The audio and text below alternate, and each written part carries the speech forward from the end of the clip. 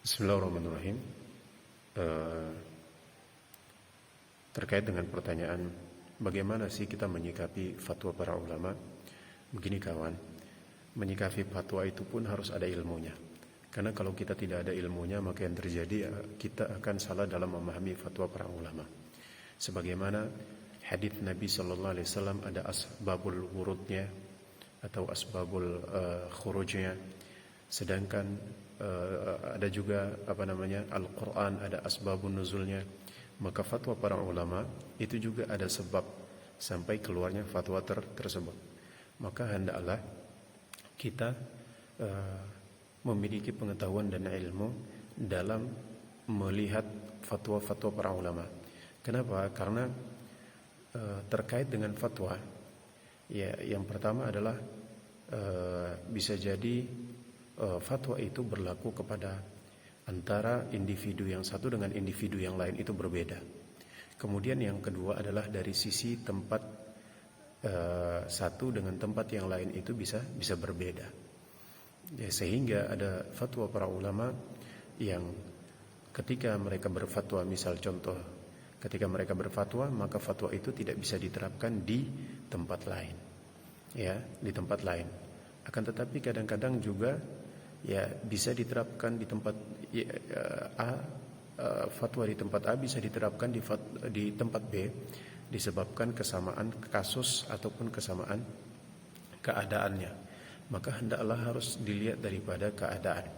Baik para ikhwan yang dirahmati Allah Subhanahu wa taala, misal contoh tentang udzur bil jahal. Apakah udzur bil jahal itu ada?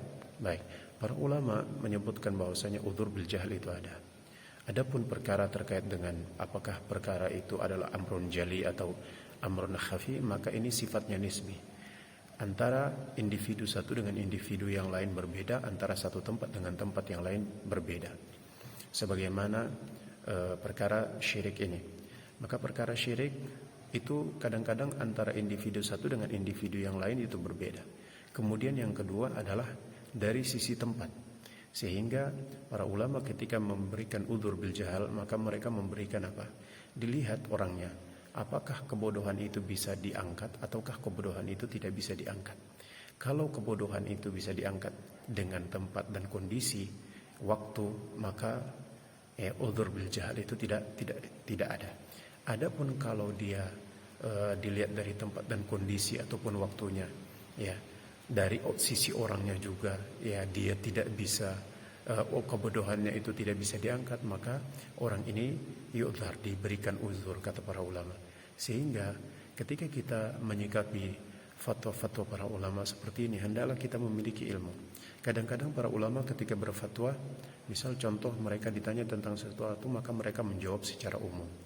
Mereka menjawab secara mutlak sebagai bentuk apa? Sebagai bentuk saddud dzari'ah, yaitu menutup segala celah ya daripada perbuatan maksiat ataupun perbuatan kekufuran. Nah, di lain sisi kadang-kadang mereka berfatwa dengan mengikat muqayyad, yaitu dengan tatsabbut fil amr, yaitu dengan melihat keadaan ya dari sesuatu perkara atau daripada satu individu ataupun dari satu negeri. Jadi seperti itulah para ulama dalam berfatwa. Maka hendaklah kita betul-betul jeli dan teliti dalam melihat fatwa para ulama. Menyikapi fatwa para ulama juga harus memiliki ilmu. Karena kalau kita tidak memiliki ilmu, maka yang terjadi adalah kita salah dalam menerapkan fatwa. Sebagaimana ya Rasulullah Sallallahu Alaihi Wasallam ketika menjelaskan tentang sifat orang-orang Khawarij, mereka memahami sesuatu, mereka membaca Al-Quran, mereka sungguh mengagungkan Al-Quran, mereka banyak membaca Al-Quran, tapi bacaan mereka itu tidak lebih daripada tenggorokan mereka.